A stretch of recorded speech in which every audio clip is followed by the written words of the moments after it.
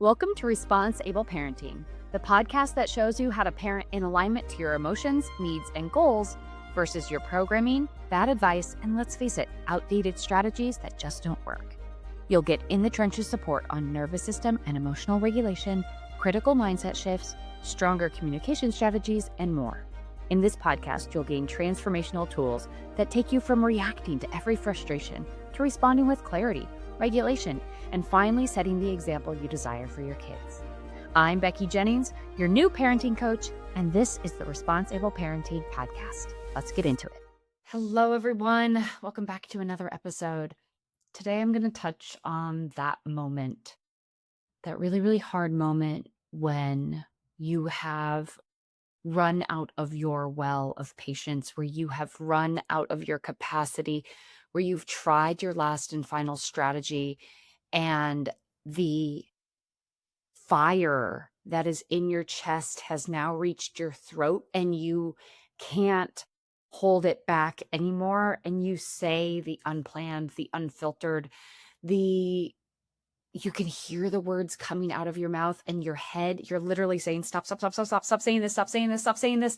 And it's still flowing and it's still going. And you're just letting it all out. And you're sometimes even sobbing and just hysterical because you have hit the last part of your patience. Not only that, but you are at such a fundamental loss of how to support yourself and your child in this moment. I was talking with a client, and then I've actually had this conversation with several people where they found themselves crying in front of their child, being like, "You're breaking my heart.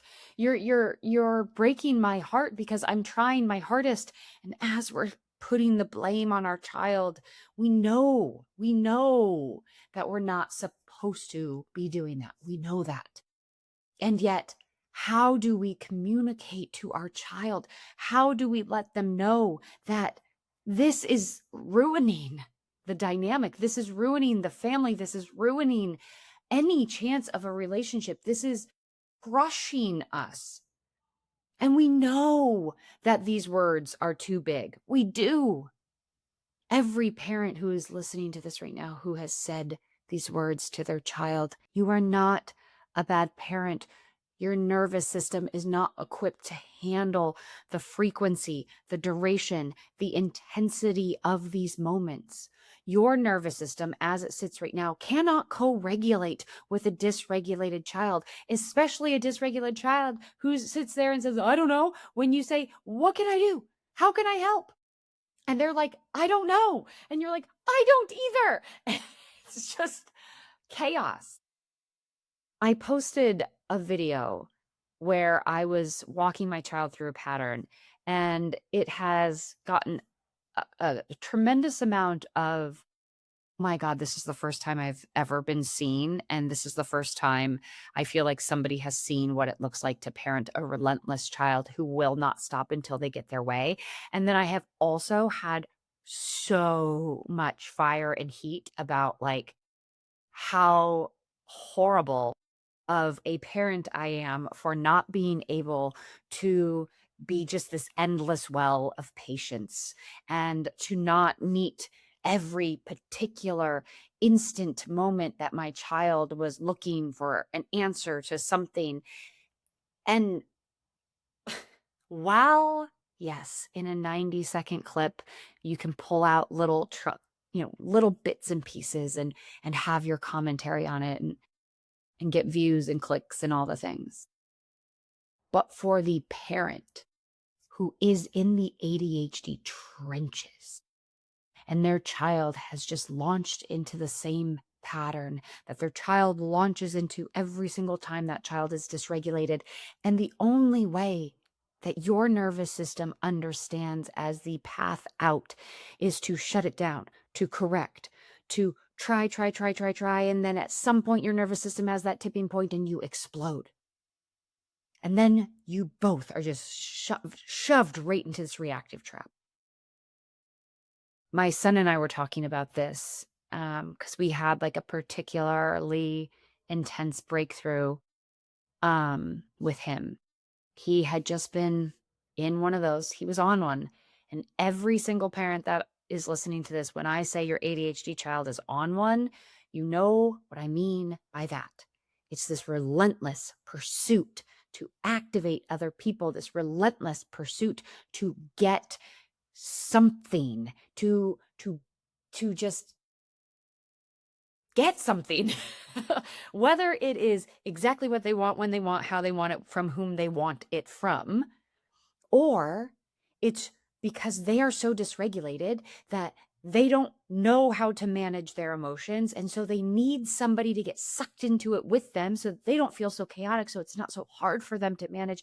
They don't feel so bad. So my son was on one of those. And I was dealing with a very stressful external situation.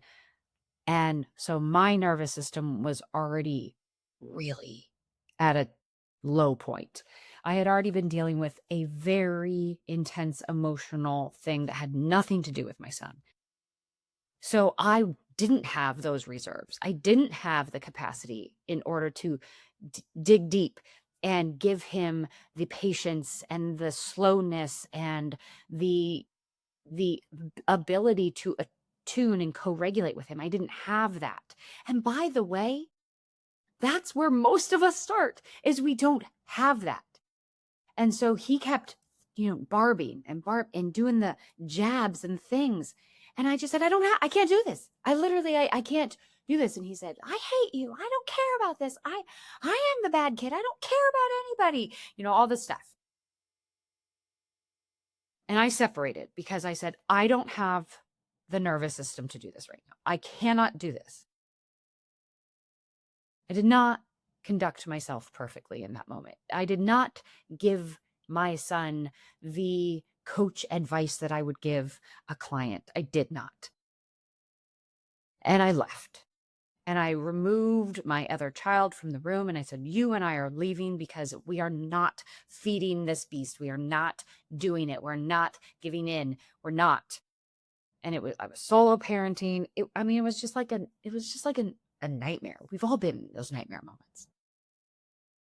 And I'm doing the dishes and I'm trying to just find a task to just give myself some distraction in the moment. And I hear him wailing, sobbing, Mom, I need you. Come in here. I need you. And part of me was just like, what is this? What tactic is he trying now? And by the way, I know, we all know that it is unwise to label your children. We all know that it is unwise to think that your child could be doing something manipulative. Yes, all of that is true. And because not everything happens in a vacuum and not everything happens in a textbook and not everything is perfectly executed to the secure attachment co-regulation, all the science.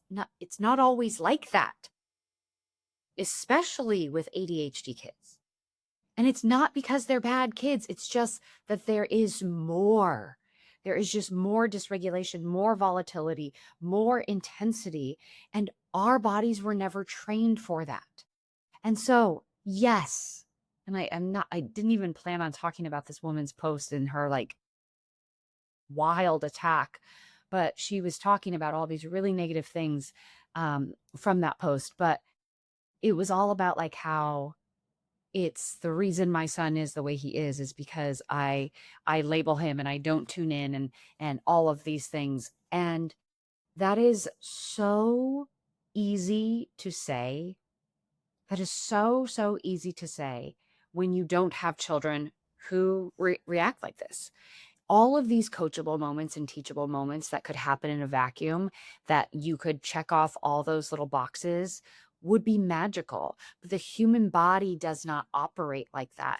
And when you have what I have is close to 10 years worth of evidence, worth of situations, worth of just these really high conflict, volatile moments, my nervous system is primed and ready to protect me from the data that it has uncovered with these relational dynamics with my child.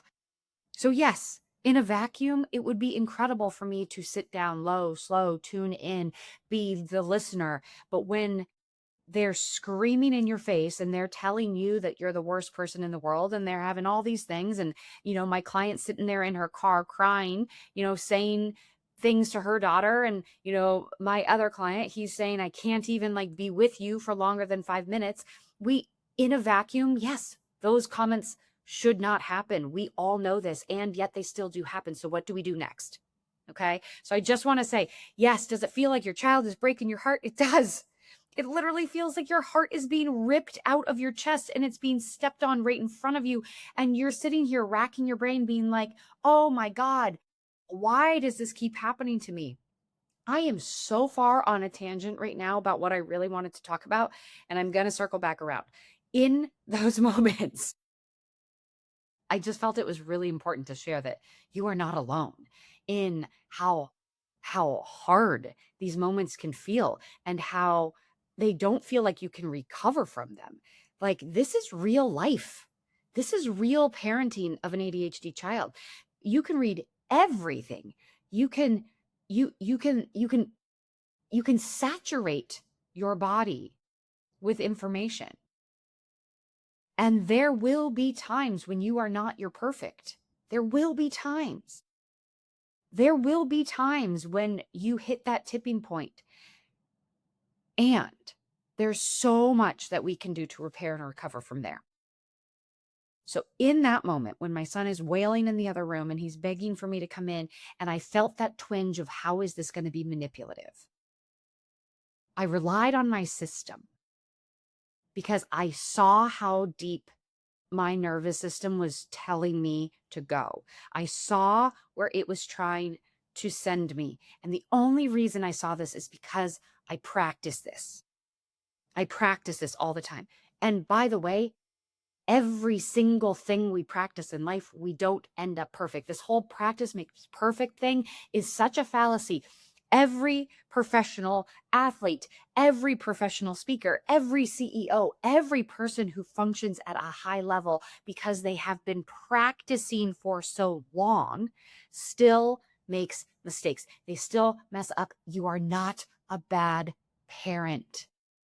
Let me say that again. You are not a bad parent. You just need to practice more. That's it. If a basketball player wanted to do well, they would sit there at the free throw line and practice and practice and practice until they didn't feel so stressful heading to the free throw line. In a game with everybody screaming at them, people booing, people screaming defense, people cheering them to make it, you have to make it. That pressure in the heat of the moment, they have at least enough practice and reps and self-trust that they know they have a better shot of making it. Will they make it? They don't know. But they have at least the reps under their belt to know that they have a better shot of making it. So they know they have a better shot of making it. This is where we are crushing ourselves as parents to ADHD kids, is we think we have to nail it perfectly or else we're screwing our kids up. We think we have to be perfect, and we don't. We just need to continue to practice. We just need to continue to practice. If I am anything but a vision of not doing it perfectly, but I'm a vision of practice and what it can look like over time with practice, then let me be that for you. Because I live and breathe these really hard trenches. I don't know why I'm emotional right now, but these trenches are relentless, and they can be really hard, and they can make you question who you are as a parent, and they can make you question whether or not you're the right parent for your child, and they can make you feel all these really intense things towards your child, and it can make you feel like your heart is being broken by your child every single day, and that they're kind of the cause of this, and you'd be happy if they just stopped doing this. But I will push back on that. and I will say something different, because it is with these challenges, it is with these hard moments, it is in these moments that growth actually happens, where you can see the pockets where it's not going well, and you can see the same pattern you fall into, and then you can know, okay, this is what we always do. Now I know that this is what we always do, and now I can get some help and I can change that. So this is what I did. Because I work this ADHD blueprint so much in my life, and because I work this every single day in my own practice, and again, I'm not perfect at it by any means, but I work it. I work the system. I work the system. So I clocked myself. Could feel my nervous system telling me to go in there, stay firm, not let his manipulative behavior change my trajectory of staying the course. That's what everything was saying to me. But I could hear that this was a different cry. This was different. And it felt really sad. And so I went in to the room, and he had all these pillows piled on top of him, and he's sobbing. And he's sobbing. And he looks at me and he said, I am so sorry. And I don't want to be this kid. I hate that I have ADHD. I hate that I am this kid. I don't want to be this kid. I don't want to be this kid. I want to try. I want to do good things. I try to do good things every morning. I wake up and I say, you can have a great day. And every night I go to bed and I count all the ways I messed up.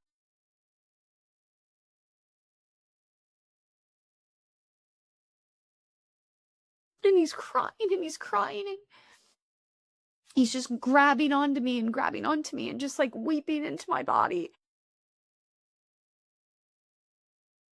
And it was such he goes, I'm holding all this in. I've been holding all of it in for so long. And he said, every single time I'm mean to somebody, it's because I'm trying to show that I don't care.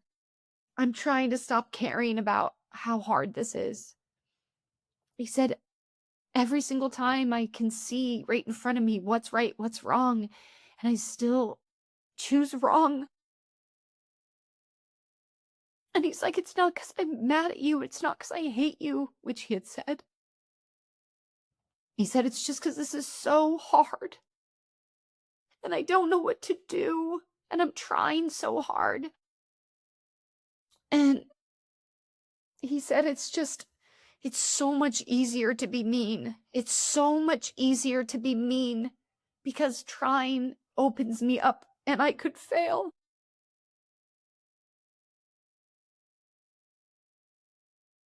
So tender and so tiny and wise. Because isn't that just how we all are? That trying can open us up to pain. Trying can open us up to failure. Trying can open us up to vulnerability. Trying can open us up for heartbreak. Because what if we try so hard and the outcome isn't what we want? And so he just sat there, and I held him, and he cried and I cried, and he cried and I cried. And he said, I've been trying to do this on my own and try to just act like it doesn't matter. And he said, it's so much easier when I can see things not going my way to be mean and to bring people into the conflict so I'm not alone in it. And he said, but I don't want to do that anymore.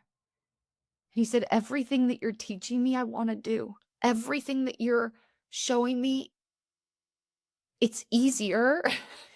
Which I was like, thank you. He's like, it's easier, but if I mess up, I'm afraid I'm failing. And he's like, every time I mess up, it's proof that I'm a bad kid. He said, after he finished crying, he said, wow, I needed to get that out. And I held his little face in my hands and I said, Hunter, it's moments like this that are hard for me too, because I could sit here and I could say, I'm such a bad mom because what I'm trying isn't working. And he said, no, what you're trying is working. I'm resisting it. And I'm like, it's not your fault. It's the pattern. It's not your fault. These are hard moments. It's not your fault. We're figuring it out. But I said, do you think I'm a bad mom? He's like, no. I said, exactly. I don't think you're a bad kid. I don't think you're a bad kid at all. We're just figuring out behaviors and we're figuring out how it works within relationships. We're just figuring it out together, buddy. I said, I have a little bit more experience if you're willing to, if you're willing to listen. And he's like, yeah, I think I'm willing to stop fighting it so much. And here is why this is so important. We've been really working on the systems for a while now. And we've had exponential growth in some areas, but some areas have felt really sticky. Some areas have felt more challenging than others. The mean streak has felt really challenging. The relentless drive at all costs to get a yes, no matter who he hurts in his wake. That's been really hard for us. And we've been working on it, and we've been building skills, and we've been building skills. And there was a tipping point for him in the awareness of how it makes him feel in his body. And the only reason this awareness exists is because we've been working on this. The only reason the awareness and the ability to verbalize this exists is because we've been practicing. And we've been practicing, what does it feel like in this moment? Okay, what is that telling us? And we've been working it. And so I guess I'm so emotional about this because I'm so proud of him. And I also feel a lot of relief because I was able to hear his experience. And now that I know his experience, I can help him even more. And in fact, I got a voice note from a client this weekend, and she was telling me about a very, very similar situation. And she's newish to my program. She's probably a month or so in. We were voice noting back and forth over the weekend. And she told me about how something didn't go well, exactly like me and my son, and that how something was different though when she went and talked to him, because every single time she talks to him about this, they get into a bigger fight because he keeps saying, I don't know. And she's like, how do I help you? And he's like, I don't know. And she's like, well, I can't help you if you don't know. And this was the very first time in his 6 years of life, because they've been working and practicing and working and practicing, that he was able to say, I felt so mixed up in my body and I didn't know what to do next. And because of I didn't know what to do next, I yelled at you and I'm sorry.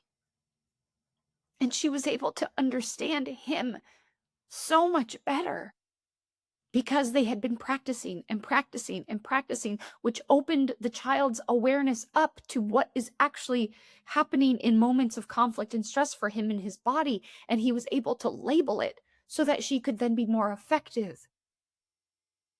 And I hear this time and time inside my program is my son, my daughter, for the very first time, they told me what is going on in their body versus, I don't know, leave me alone. I'm angry at you. I hate you. And they start to hear, it's because I feel really rushed. It's because I feel chaotic. It's because I was angry. It's because of this. And they're able to finally, for the first time, say what they mean and why they reacted the way they reacted. And it's so magical. It's so exciting. It's so painful at the same time, because these little kids have been holding it in and not knowing what to do and making it a direct reflection of who they are. They're unable to separate their choices and their behavior from their personhood. And so they just continue to feel like this bad kid. And my son said it so well. He said, every single time I fail and I don't know how to do the next right thing, I just feel like a bad person and I feel like a bad kid. And so the second that loop triggers, I just stay in the bad behavior because it's easier. It's easier to stay bad than it is to keep trying.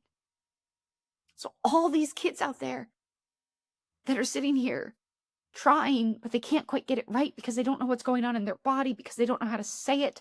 And the parents are just trying relentlessly to figure it out. And then we all end up in this trap where we're screaming at each other because we don't know how to say what we need to say. That starts to get eliminated over time with the practice. And when we create these mock-up moments and these simulations and these dress rehearsals that we do inside of my program, the kids get to feel it in a low stakes way, and then they get to practice it in a low stakes way. And so they get to tune in a little bit and they get more self-awareness and they get a deeper understanding of what's going on for themselves. And then there's a real life moment where it actually comes together.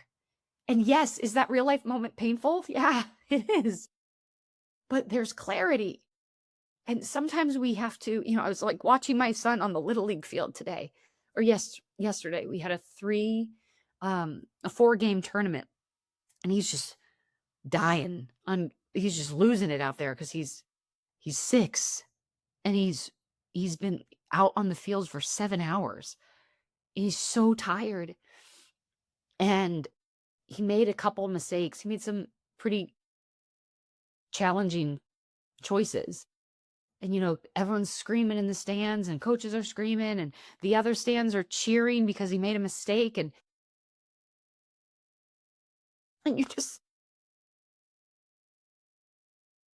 you watch him so confused. And so you just watch him trying to figure it all out in the moment. And then afterwards, it's the afterwards of like, what was going on for you? How can I help you in that next moment? But these moments, these real life moments is where you learn. Where you learn. It's these real life moments where you learn, okay, that didn't work for me. That didn't work for me. I don't like the way this feels. How can I go back and put in the reps to heal this, to get better, grow these skills so that the next time doesn't hurt so much, so that I can see incremental steps in the right direction?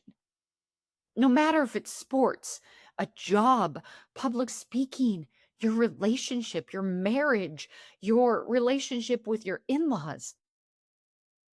It's these moments that bring to light what hurts the most. And when we can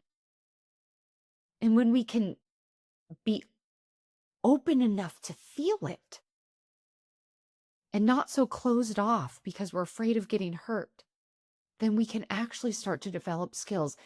And the only way I have seen kids open up to be able to even get to that point, to be able even to answer more than, oh no, I don't know why I do that, is running the play in practice over and over and over and over again. So they start to understand how it all fits together. And then in the real moment where the rubber meets the road and they feel it, they can tune in and they can say it. And it's amazing and it's so exciting. And I had it this weekend again, and then my client had it, and it's just, gosh, this has been a wildly emotional episode. I am sorry. But there's so many times when I feel like your heart is just shattering and that you're not doing the right thing and that you're messing it all up. But my promise and my vow to you is stay the course, keep practicing, keep up, keep being open and honest, keep taking the break, saying, I need a minute, keep showing the regulation in front of your child, keep verbalizing what's happening for you, keep narrating the moments, keep going. Because it's with this that they start to see the situations and they're able to actually tune in. And if you want my help, this is what I do with my clients every single day.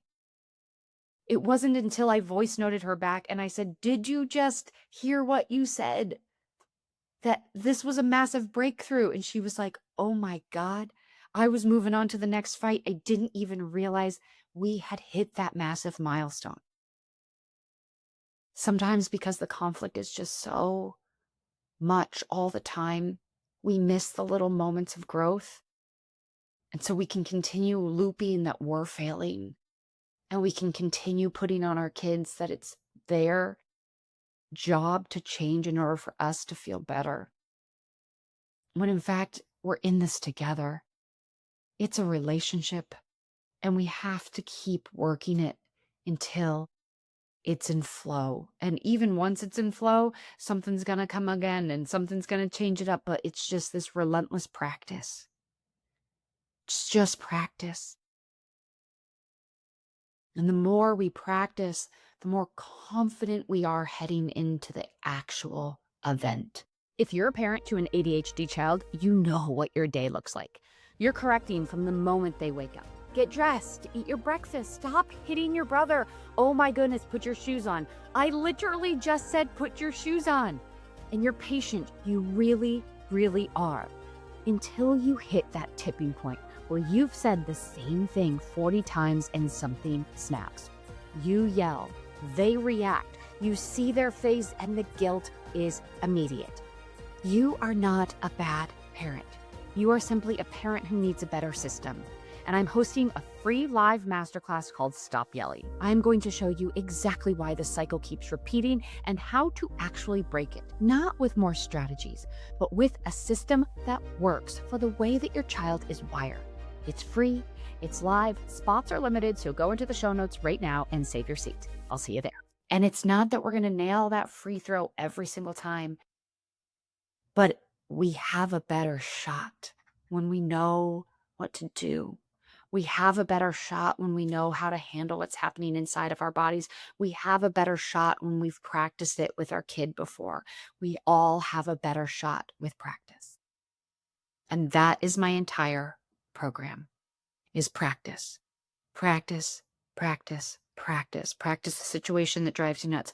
Practice the situation that your child refuses to engage in. Continue to practice. Figure out if what worked a little bit, double down on that, go harder on that, practice that more.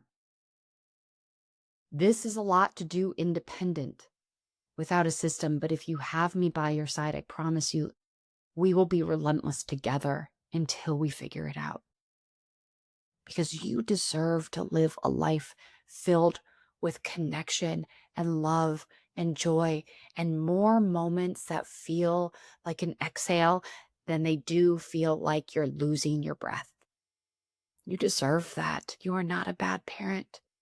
You're just stuck in a really hard pattern that feels relentless and feels like there's no way out. But I assure you, there's so much more available to you.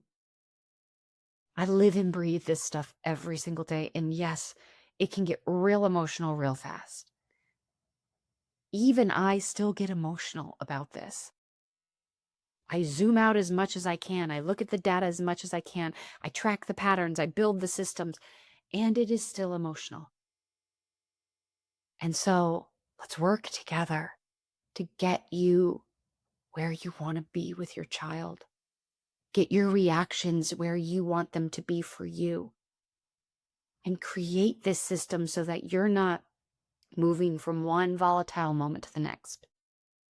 Everything that I have available for you is in my show notes.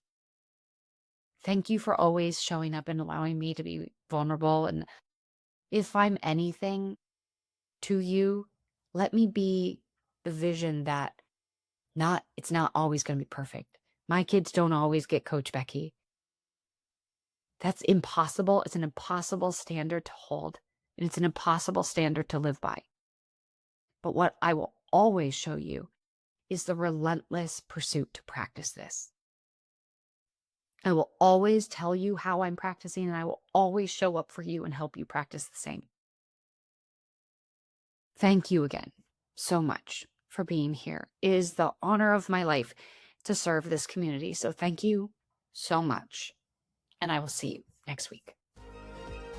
Thank you for listening to the Responsible Parenting Podcast. If you like what you heard, please take a moment to rate, review, and subscribe. If you know someone who would benefit from this podcast, I'd be honored if you'd share this episode with them. Until next time, know that you are enough, you are capable, you've made it through all of your hardest days, and we will keep growing on this parenting journey together. This podcast was produced by Kim Kelty and myself, Mackie Jennings, and edited by the Kelty Method, Branding and Podcasting.